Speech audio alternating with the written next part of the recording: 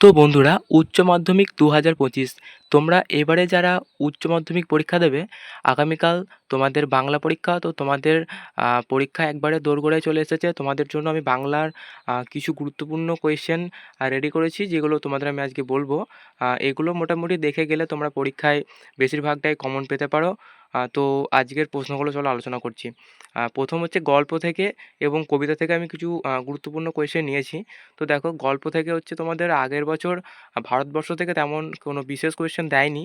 তাই এবছর ভারতবর্ষ চ্যাপ্টারটা খুবই গুরুত্বপূর্ণ। তাই আমি ভারতবর্ষ চ্যাপ্টার থেকে কয়েকটা প্রশ্ন বেছে নিয়েছি, যেগুলো আমি একে একে বলছি।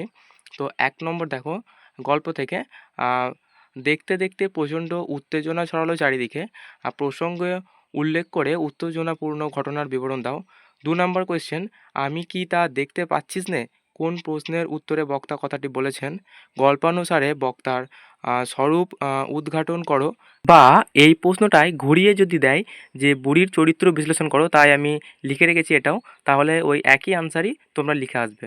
তো তারপর দেখো ৩ নাম্বার, ভারতবর্ষ গল্প নামকরণের সার্থকতা।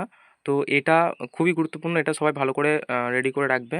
তারপর ৪ নম্বর দেখো, মৃত্যুঞ্জয়ের বাড়ির অবস্থা শোচনীয়। মৃত্যুঞ্জয় কে? তার বাড়ির অবস্থা শোচনীয় কেন? তারপর দেখো কবিতা থেকে, সে কখনো করে না বঞ্চনা। কে কখনো বঞ্চনা করে না? কবি কিভাবে সেই ভাবনার উপনীত হয়েছে? এটা 1+4 এই কোয়েশ্চেনটা দিতে পারে।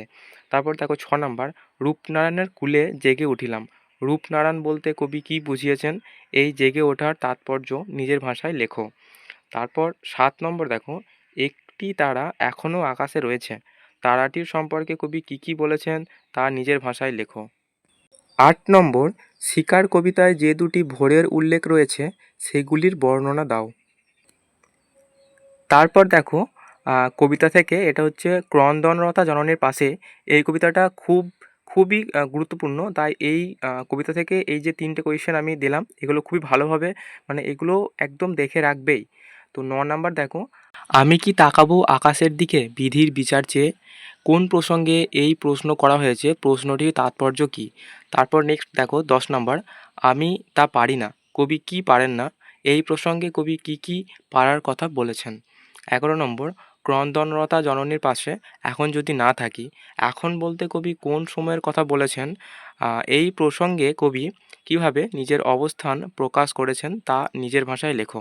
তো এই প্রশ্নগুলো তোমরা অবশ্যই দেখে যাবে ভালোভাবে পরীক্ষা দিতে যাওয়ার আগে। আমি এই ভিডিওটায় শুধুমাত্র গল্প এবং কবিতা থেকে কয়েকটা গুরুত্বপূর্ণ কোয়েশ্চেন তোমাদের সাথে আলোচনা করলাম। তো তোমরা এই কটাই আপাতত দেখে যাও। এখান থেকেই আশা করি বেশিরভাগটা তুমি কমন পেয়ে যাবে।